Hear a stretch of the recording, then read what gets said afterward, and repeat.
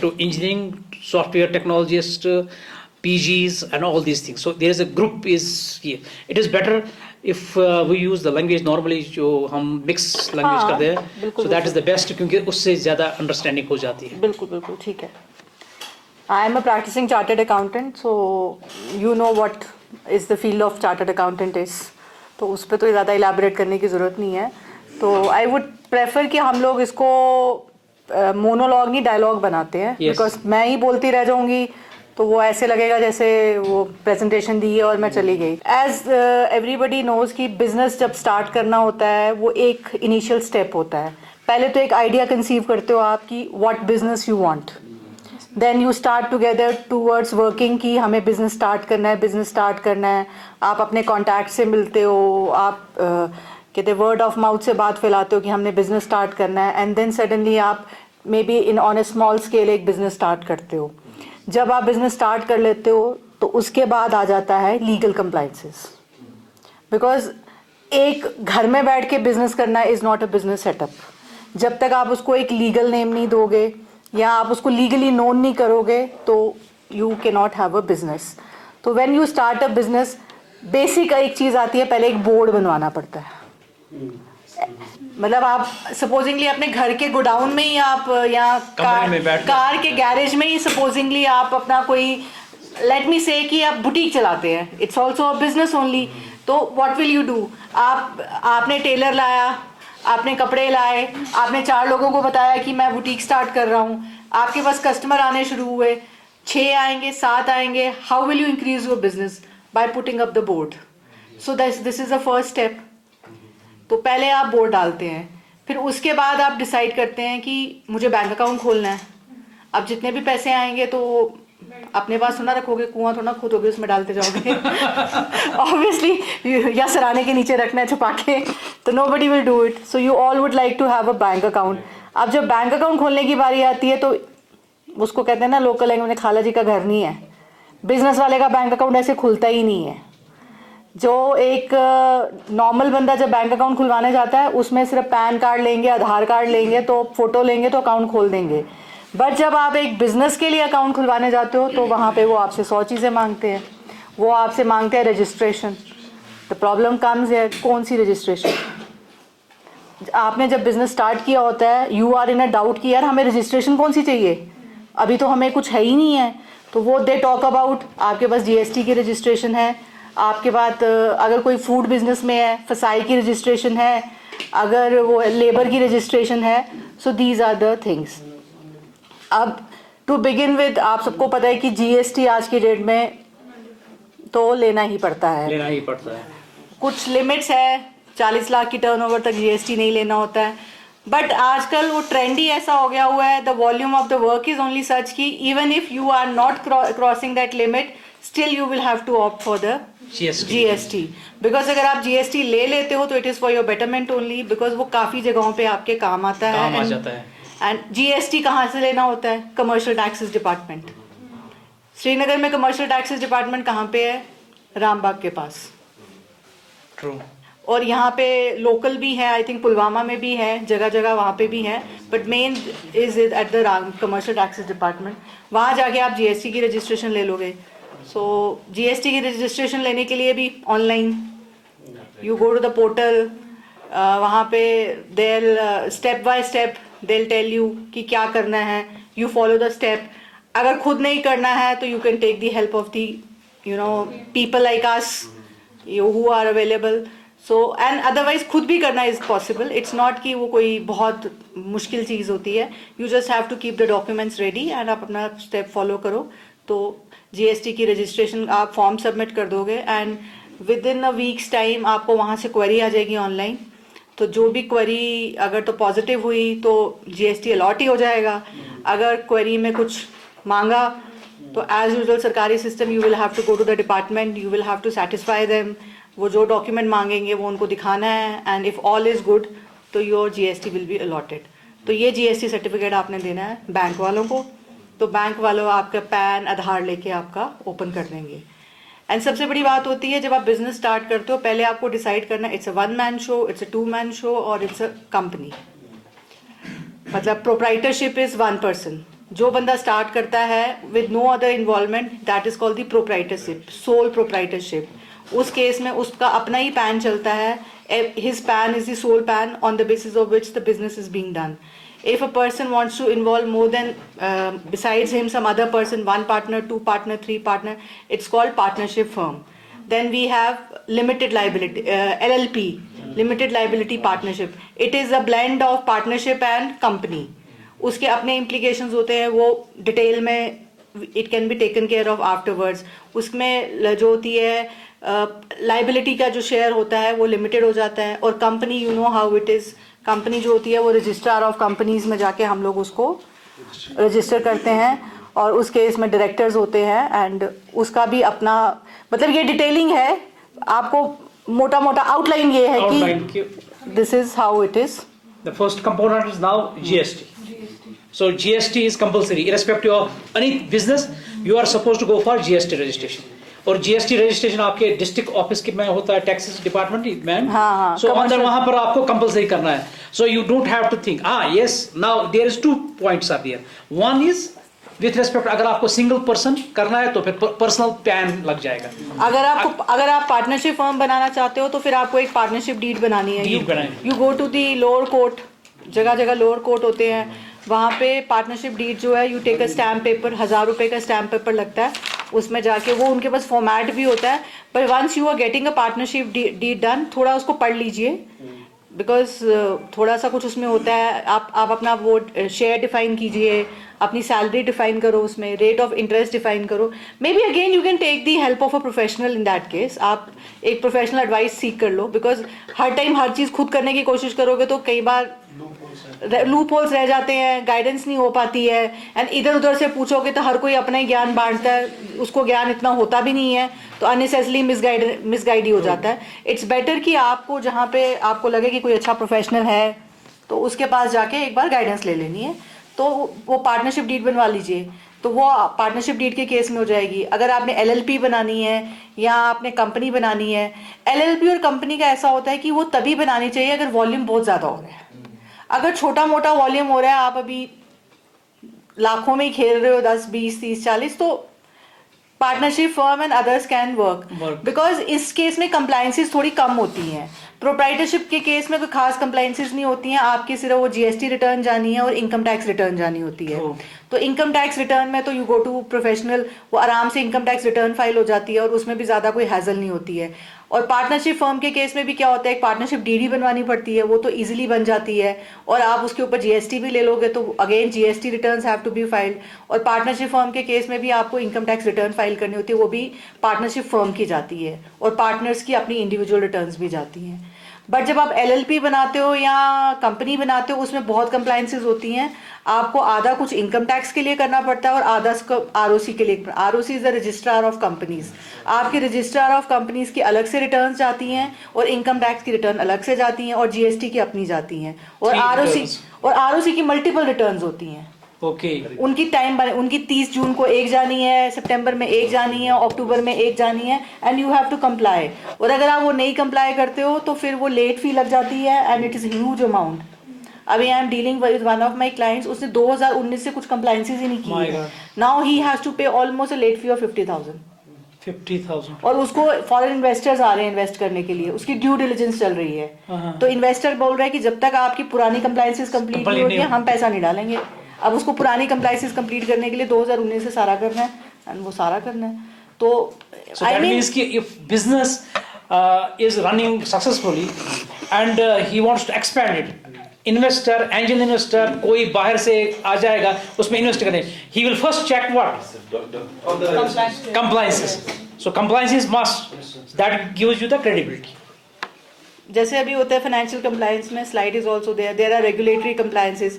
It is to adhere to the financial regulation to ensure legality and business ethical practices. Then there is transparency and accountability. Accountability इस तरह होता है कि जब आप अपना बिजनेस स्टार्ट करते हो तो you should start maintaining your books in the sense के हिसाब चाहिए होता है, पैसा कहाँ आया, कहाँ गया, सेल हुई, परचेज हुई। वो वैसा नहीं चलता है कि हवा में बिजनेस, मे बी 10-20 हज़ार रुपए के लिए आप हवा में बिजनेस चलाओगे, but it will never tell you कि आपका प्रॉफिट क्या हुआ। देखो at the end of the day everybody is doing business to get returns. Yes. कोई भी जेनरॉसिटी के लिए या फिलैंथ्रोपिक के लिए बिजनेस नहीं करता अनटिल अनलेस वो अलग मोटिव हो। हाँ। बट नॉर्मली अपने पैसा कमाने के लिए बिजनेस करते हो, तो जब आप पैसा कमाओगे और आपको पता ही नहीं होगा मेरे पास कितना पैसा है, तो बिजनेस करने का फायदा क्या है। एंड में पता लगा कि उतना आया नहीं है जितना चला गया है, तो वो पता कैसे लगेगा? जब आपकी रिकॉर्ड मेकिंग होगी, जब आप सारा रिकॉर्ड करना शुरू करोगे।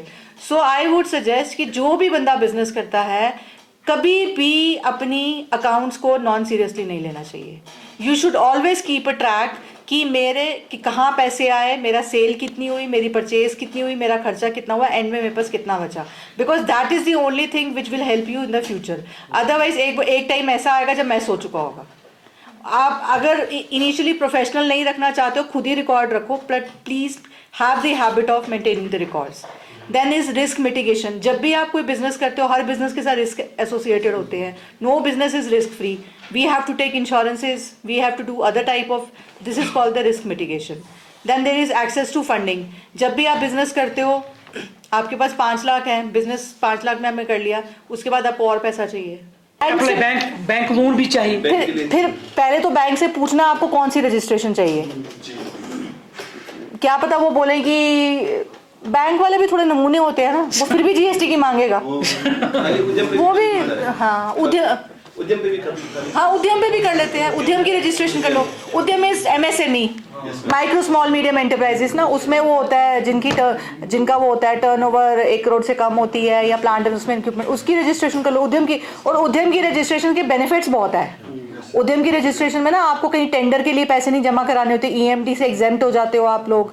एंड देन अगर आपने कैश क्रेडिट सीसी लिया हुआ बैंक से, सीसी लोन लिया होता है ना, वर्किंग कैपिटल लोन होता है, उसको सीसी लोन कहते हैं, कैश क्रेडिट कहते हैं, उसके इंटरेस्ट का भी आपको वो मिलता है, रिवर्स सब्सिडी मिलती है। देन अगर आप डीआईसी वगैरह में, department of industries and commerce में इसमें रजिस्टर्ड है, तो कुछ बेनिफिट्स इसके भी मिलते हैं। वो देखो जैसे जैसे आप बिजनेस स्टार्ट करोगे ना, you need to have guidance. What about construction? मतलब अगर मेरा सेटअप 5 लाख का है, तो ये ट्रांजैक्शन नहीं, मतलब 10 लाख ट्रांजैक्शन है। Construction mean I didn't get. मतलब बिल्डिंग वगैरह, ये बिल्डिंग में इसने 1-2 स्टार्ट किए हैं। Yes ma'am. आप क्या मतलब सिविल कंस्ट्रक्शन में? Yes ma'am. तो उस केस में तो कुछ ऐसा है ही नहीं है। नहीं, मैं ये कह रहा हूँ कि जीएसटी का क्या है? हाँ, तो वर्क्स कॉन्ट्रैक्ट 18% जीएसटी लगना है आपको। हाँ वो तो है, लेकिन अभी मैं उस क्राइटेरिया में नहीं आ रहा हूँ, मतलब 40 लाख में। आपको मेरे ख्याल से लेना पड़ेगा जीएसटी फिर भी।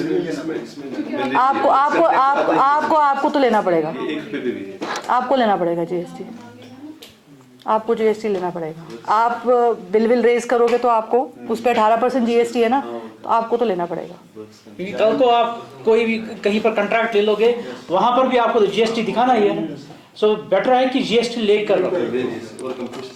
और जीएसटी कौन सा अपनी जेब से देना होता है, लोगों से लेके देना होता है। पता नहीं लोगों को जीएसटी में इतनी टेंशन क्यों होती है। मैं वो नहीं कह रहा हूँ, मैं वहाँ से कह रहा हूँ ट्रांजैक्शन के हिसाब से मैन्युफैक्चरिंग में ये प्रॉब्लम होती है कि हमें अकॉर्डिंग टू ट्रांजैक्शन के हिसाब से वो कर रहा हूँ। अभी कस्टमर को फिर अपना प्रॉफिट मार्जिन फ्रीज करके उसके ऊपर जीएसटी लगाना पड़ता है। आप मैं कोई प्रोडक्ट 120 रुपए का बेच रहे हो, फिर आपको 18 अगर 5% लग गया तो वो करना, वो तो दिक्कत आती है।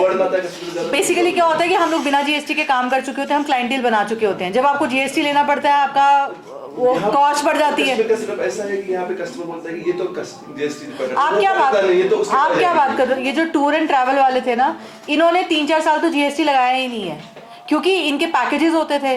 अब कोई बंदा पैकेज अगर 1 लाख का भेज रहा होता था तो वो जीएसटी चार्ज ही नहीं करता था उसका। जब मैंने उसको बोला कि ये पैकेज अब 1,18,000 का बन जाएगा, कहते मेरे तो बंदा ही भाग जाएगा, मेरे तो 4 कॉम्पिटिटर जो है वो 1 लाख पे दे जाएंगे। He didn't take it, I lost that client. वो मुझे कहता है ये मैडम ऐसी फजूल में नून में नुक्ते निकालती है, ये पागल तंग करती है। वो ये बोल के गया वहाँ पे, क्योंकि वो मेरे किसी क्लाइंट के थ्रू आया था, तो उसने मुझे बोला ऐसे फलाना आपके पास आया था, तो फिर आया नहीं। मैं कहा मैंने उसको बोला जीएसटी लगना है, कहता हाँ, तभी वो बोल रहा था ये मैडम बहुत तंग करती है। तो वो गया किसी के पास, किसी ने उसको बोला मैं ऐसे ही कर दूंगा, उसने कर लिया। तो बोला ना मैंने, घी सीधी उंगली से भी निकलता है, टेढ़ी उंगली से भी निकलता है। टेढ़ी करनी है तो टेढ़ी करो, सीधी करनी है तो सीधी करो, वो आपकी मर्जी है। कंप्लायंस ज़रूरी है। बट मेरे को इतना भी पता लगा, उस बंदे ने अल्टीमेटली 3 लाख की पेनल्टी भरी और अब जीएसटी भी भरता है। अगर पहले सीधा हो गया होता तो बातें लगती वो तो वहीं पर पहुंच गया ना, क्योंकि मैंने उसको ये चीज़ बताई थी 2018 में, तब उसको वो डाइजेस्ट नहीं हुई। वो कहता है नहीं मेरे कॉम्पिटिटर्स बिना जीएसटी के कैसे काम करते हैं। मैं कहा मुझे नहीं पता वो कैसे करते हैं यार, हाउ डू आई नो वो कैसे करते हैं। मेरे पास आप आए हो प्रोफेशनल एडवाइस के लिए, मैं एडवाइस कर रही हूँ जीएसटी लगाना है, आप मुझे कह रहे हो नहीं ये बताओ कैसे लगाना है, ये कर दो वो कर दो। उसको लगा ये ऐसी फजूल में ज़्यादा ही कुछ बन रही है।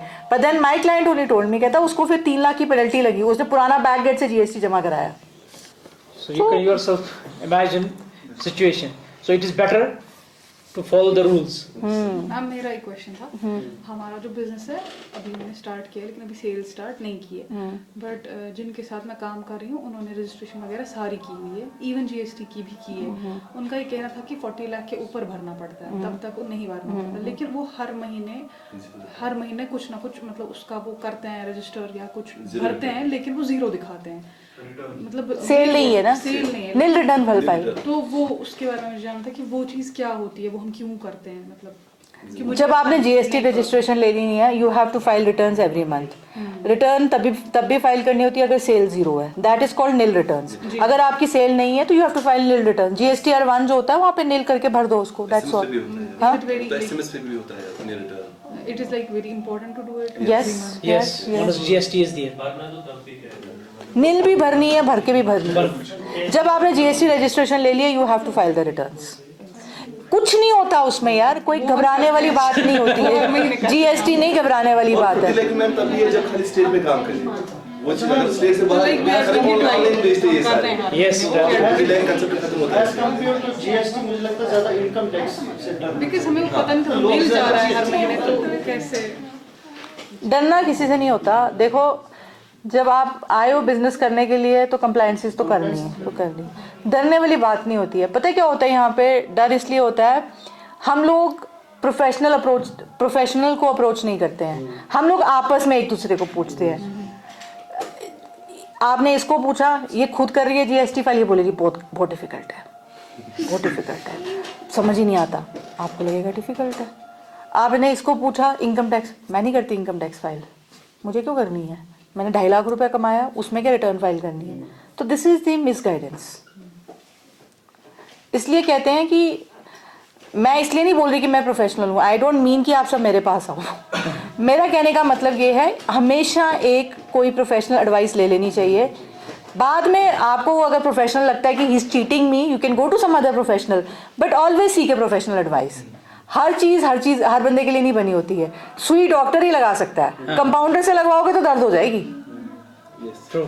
मैम आपने जैसे बोला ना कि सोल प्रोप्राइटरशिप के लिए you have to go for GST return and income tax. Suppose मैंने करा जीएसटी रिटर्न एवरी मंथ या क्वार्टरली, ये इनकम टैक्स मुझे कब भरना है? साल के एंड में, साल के एंड में। साल के फाइनेंशियल ईयर के फाइनेंशियल ईयर के एंड में हमारा फाइनेंशियल ईयर, हमारा साल वही बन गया हुआ है, अप्रैल टू मार्च। जैसे 31 मार्च 24 हुआ ना, आधे लोगों को रिटर्न फाइल करनी है 31 जुलाई तक, जो नॉन ऑडिट केसेस हैं, और जो ऑडिट केसेस हैं उनको फाइल करनी है 30 सितंबर तक। सैलरी क्लास जिन्होंने 8% से ज़्यादा प्रॉफिट डिक्लेयर किया हुआ है उनके लिए लास्ट डेट है 31 जुलाई। जिनका प्रॉफिट 8% से कम है और जो ऑडिट केसेस हैं, कंपलसरी ऑडिट है, उनके लिए रिटर्न है 30 सितंबर।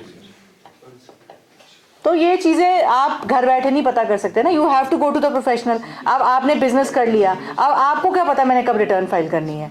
अगर आप नहीं प्रोफेशनल को अप्रोच करोगे, आपके क्या पता 31 जुलाई डेडलाइन हो, you have missed it.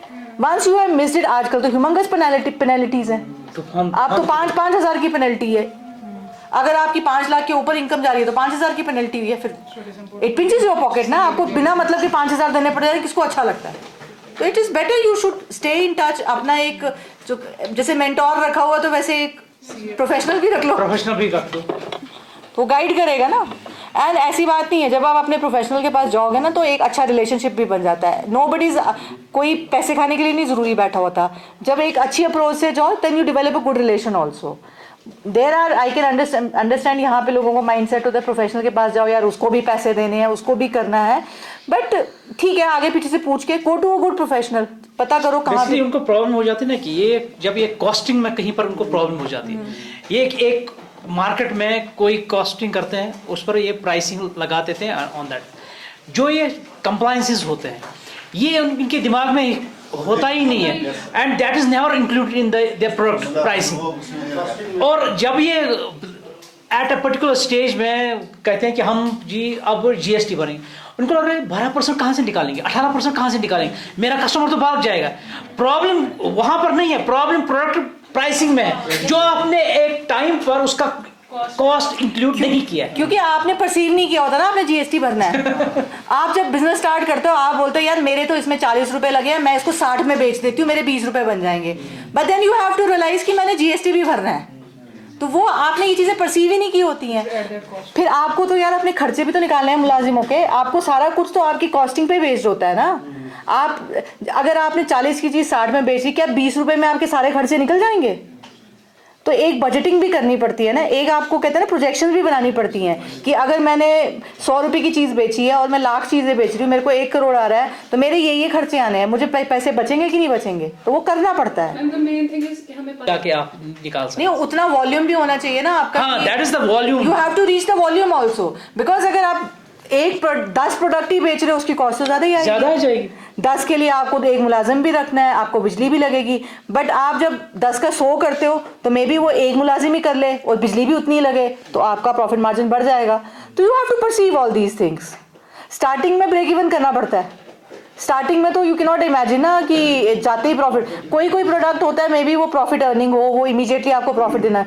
Basically जो service based products, service based industry है ना, उसमें इमीडिएटली रिटर्न्स आने शुरू हो जाते हैं, बिकॉज उसमें कुछ लगता नहीं है, लागत नहीं लगती है ना, उसमें कुछ उसमें इन्वेस्टमेंट नहीं कुछ होती है, उसमें सिर्फ इन्वेस्टमेंट, उसमें सिर्फ टाइम इन्वेस्टमेंट। एंड जैसे I will talk about my profession, I being a chartered accountant, मेरे को क्या चाहिए? मेरे को अपना टाइम लगाना है और मेरे को अपना दिमाग लगाना है। हाँ। मुझे कोई वो नहीं लगाना। मेरे पास अगर बंदे नहीं भी हो तो मुझे क्या है, आप लोगों ने मेरे पास एडवाइस लेने आना है ना, वो अलग बात है कि अब मैं उस लेवल पे हूँ, मेरा स्टाफ भी है, what ever it is. But जो प्रोडक्ट बेस्ड जो होता है, प्रोडक्ट होता है, उसके लिए तो आपको बंदे भी लगाने हैं, आपको रॉ मटेरियल भी चाहिए, आपको पानी भी चाहिए, सब कुछ चाहिए। सो उस केस में you have to perceive all these things कि खर्चे क्या आने वाले हैं।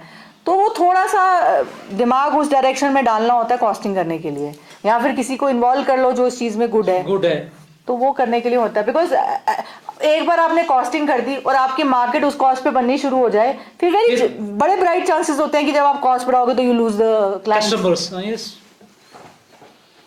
और कई बार कस्टमर बनाने के लिए सच्ची में कॉस्ट कम भी करनी पड़ती है, बिकॉज कई बार होता है कि आपका कॉम्पिटिटिव प्रोडक्ट जो होता है वो आपसे सस्ते में बिक रहा होता है, तो आपको उसके साथ कम्पीट करना पड़ता है।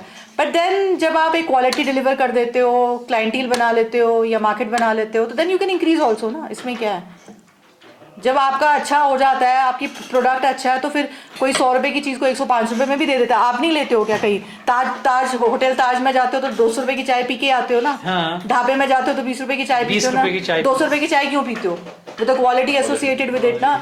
वो कहाँ बैठे हो, वेटर आ रहा है, सूटेड बूटेड वेटर आ रहा है, वहां पे वो गमछे वाला आदमी आ रहा है, ऐसे चाय छोड़ के जा रहा है, तो 20 रुपए की मिलेगी ना। So it's So you have to differentiate yourself. You have to outstand तो करना पड़ता है। जब आपका प्रोडक्ट आ गया मार्केट में, जब आपने मार्केट बना लिया, तो आउटस्टैंड करने के लिए फिर कुछ ना कुछ तो कहते हैं ना एडिशन करनी पड़ेगी, क्वालिटी को करना पड़ेगा। अब अगर इससे जाएं तो एक्यूरेट रिकॉर्ड्स मैंने पहले ही बताया, it is crucial for agriculture entrepreneurs to maintain accurate financial records. सबके लिए फाइनेंशियल रिकॉर्ड जो है मेंटेन करना होती है। इरेस्पेक्टिव ऑफ की कोई चीज़ है, आप अपनी डायरी एज इंडिविजुअल लेवल पर हमेशा मेंटेन करके रखो कि कौन सा कॉस्ट आ गया, कौन सा खर्चा आ गया, कहाँ से इनकम आ गई। तो you have to keep it the record. और एक्सीजेंसीज के लिए भी मार्जिन रखना पड़ता है। हर महीने खर्चे एक जैसे नहीं रहेंगे। अब सडनली प्याज महंगा हो जाता है अचानक, होटल वालों को फिर 50 से 200 रुपए में प्याज आ गया। जैसे हम बिलिंग करते थे, वो कॉस्ट एस्टिमेट्स हमेशा 20% का मार्जिन रखते थे। आई एम जस्ट गिविंग, जैसे कई बार आप सुनते नहीं है, जून जुलाई के महीने में अक्सर टमाटर और प्याज का प्राइस जो होता है वो शूटिंग हो जाता है। पर आप होटल में जाते हो, वो नहीं करता है ना। 500 रुपए की चीज़ आपको 1000 रुपए में तुम ना बेचना शुरू कर देता है। उन्होंने वो मार्जिन वैसे रखे होते हैं, इट कॉम्पनसेट्स। और कई बार टू फ्रैंकली हिट भी ले लेते हैं। पहले इतना कमा लिया होता है कि उस मार्जिन में वो हिट भी ले लेते हैं। So you have to plan your business in that way. You know, business is the application of brain and good brain. मतलब with dumb mind you can not do the business. Maybe 2 months you can do, 3rd month you have to apply your brain. And if you cannot apply your brain, seek the help of here and there. They'll help you. True. Compliance deadlines, जैसे आपको बोला कि जो भी compliance है उसको properly time पे करो, वरना लेट फी दे दे के ही बिजनेस के पैसे ले आएंगे। अगर आपने टाइम पे अपनी रिटर्न्स नहीं फाइल की, टाइम पे आपने रजिस्ट्रेशंस नहीं की, जैसे आपकी वो होती है लेबर की रजिस्ट्रेशन होती है, उसके भी रिन्यूअल्स होते हैं, you should always keep a track of all those things. अगर आप वो लोग नहीं करोगे तो फिर you know how it is, फिर नोटिसेज आते हैं, फिर लेट फी लगती है, फिर अगेन और पीस ऑफ माइंड अलग से ख़राब होता है। इंसान कहता है कि मैं बिजनेस करूँगी, ये चीजें इनके साथ ध्यान दूँ, बिकॉज अब जो हम how do we professional survive, because जो बिजनेसमैन है वो बिजनेस करना चाहता है, वो कहता है कंप्लाइंसेस आपकी सिरदर्दी, मैं आपको पैसे दे रहा हूँ, आप कंप्लाइंसेस करो। मेरे ऑफिस में अभी 10 मिनट पहले, मैम के आने से 10 मिनट पहले बंदा आ गया, उसने एक बंदे को फ़ोन किया, कहा कि मेरा बिज़नेस है, जैसे भी बिज़नेस चल रहा है, रजिस्ट्रेशन चल रहा है, सब कुछ रहा है, लेकिन जो कंप्लाइंसेस जो फिलअप करने हैं आप मुझे कोट करो पर ईयर कितना मांगोगे। Exactly. वहाँ से उसने बोला कि 15 लाख, 50 लाख, 1 करोड़, और वहाँ से कोट उसने मेंशन किया, और इमीडिएटली 25,000 से 15,000 में मार्जिन चल रहा था। अब 18,000 पर वो फिक्स हो गया, उसने उसको दे दिया।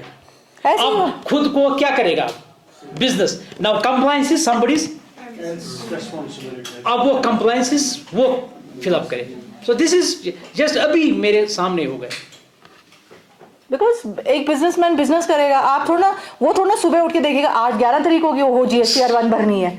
अगर उसकी किसी क्लाइंट के साथ मीटिंग है, वो GSTR 1 भरेगा या क्लाइंट के साथ मीटिंग करेगा। आज इनकम टैक्स में केस है, मुझे इनकम टैक्स के केस के लिए जाना है, तो वो इनकम टैक्स का केस करेगा कि अपना बिजनेस करेगा। तो you have to hire, but I am not saying कि अभी स्टार्टअप टाइप पे, स्टार्टअप पे यू कैन डू योरसेल्फ, करो थोड़ा बहुत करके सीखने की कोशिश करो कि खुद भी कोशिश करो। बट जब आप एक वॉल्यूम रीच करना शुरू कर जाते हो, जब आपको लगता है यार अब मेरे से नहीं मैनेज हो रहा, मेरे लिए बिजनेस करना ज्यादा जरूरी है, अप्रोच ए प्रोफेशनल। और अभी भी प्रोफेशनल के पास जाके नॉलेज तो ले सकते हो ना, ये तो पता कर सकते हो ना क्या क्या मुझे करना है। डोंट हायर अ प्रोफेशनल, उसकी फीस देके नॉलेज ले लो, उसके पास एक मीटिंग कर लो, उसको पहले ही बोल दो मैं आपसे मीटिंग करने आया हूँ, मेरे को सिर्फ नॉलेज लेनी है कि मुझे कौन सी कंप्लायंसेस करनी है। They will help you. वो कंप्लायंसेस की लिस्ट बना लो, जब तक कर सकते हो तब तक करो, जब लगेगा कि नहीं होता तो जब पैसा आना शुरू हो जाएगा, आपको लग रहा है कि आप उस लेवल तक पहुंच गए, आप हम भी एक CA हायर कर सकते हैं तो आप CA हायर कर लो, ठीक है ना। रिस्क आपको बताया, every business has potential risk, you have to अपने रिस्क खुद ऑर्गेनाइज करने हैं। Disaster planning, risk mitigation, insurance options, ये तो सारा आपको प्लान करना पड़ता है। मे बी इनिशियली आप इग्नोर कर लेंगे but not in the later, in the future you have to take care of all these things. That is important, very important, जो हम हमेशा इग्नोर करते हैं। ये इन हैंड टू हैंड चलता है विद बिजनेस। आपका देखो ना, कई बार स्टॉक ऐसा होता है जिसका एक्सपायरी 2 महीने होती है, किसी की 3 महीने होती है, तो क्या करोगे आप उसका? यू शुड नो ना, आप मार्केट में एक्सपायरी स्टॉक तो नहीं ना बेचोगे, तो वो तो मीट करना ना आपको, वापस लेके जलाओगे, कुछ करोगे तो वो भी तो आपका नुकसान है। उसकी कॉस्ट ऑफ प्रोडक्शन तो लग गई है ना, उस पर कॉस्ट तो इनकर हो गई हुई है। What will you do? You have to take care of all this. उसी के लिए इंश्योरेंसेज होते हैं और ऑप्शंस होते हैं। अब जो ये दवाइयाँ मार्केट में आती हैं, अब ये रिटेलर जब बेचता है, जब इसकी एक्सपायरी आती है तो डिस्ट्रीब्यूटर उठा लेता है ना मार्केट से, वापस चली जाती है ना वो। तो वो these are all things which have to be taken care of. वैसे ही जैसे ये होती है सॉफ्ट ड्रिंक्स की बॉटल होती है, इनका BBT पीरियड कितना होता है? 3 मंथ्स की 6 मंथ्स होता है, बेस्ट बिफोर डेट। ये भी एक टाइम के बाद मार्केट से उठा ली जाती हैं। So you have to take care of all these things. Point 4 disaster planning थोड़ा एलाबोरेट करें, क्योंकि ऑलरेडी हमने इसमें वो पढ़ा था, अभी आपने बताया। नेचुरल डिजास्टर्स क्या होते हैं? Flood, in case of the eventuality वो पैसा आपके नॉमिनी को मिल जाता है। एंड इट्स मतलब दिस इज वेरी इंपॉर्टेंट आज की डेट में। जब आप लोग कमाने लगोगे, जब आपका बिजनेस उस लेवल पे भेजेगा, you guys should go for term insurance. This is very very important.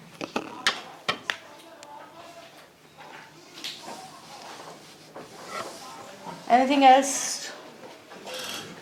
With respect to business, because these things are very much important. जो हमें लगता है कि cost, but it is not a cost. It is just we are trying to manage the risk, and we want to be on the safer side. So that is the biggest issue, and we have to be very much careful.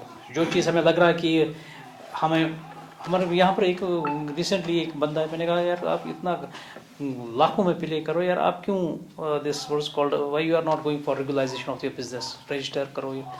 वो फेरी में चला रहा है, कह रहा है वहाँ पर सर मैं आपको इसमें तो कॉस्ट एडिशन है, पढ़ा लिखा है, वेरी गुड। मैं आपको कश्मीर का बहुत बड़ा एग्जांपल देती हूँ। संडे मार्केट, हाँ ना जीएसटी ना दुकान, एक बेड एक चद्दर और सामान, लाखों रुपए कमा रहे ये तो हम काके बन गए। और कैश में, and that too all cash. सड़क अलग से बंद, कोई माइका लालू सड़क को खुलवा नहीं सकता उस दिन। नहीं, what will you do? This is the government empathy ना। जो बंदा कंप्लायंसेस कर रहा है उस बेचारे को जीएसटी भी भरना है, और इसको बंदे ने अगर किसी ऑफ ही करना पड़ेगा।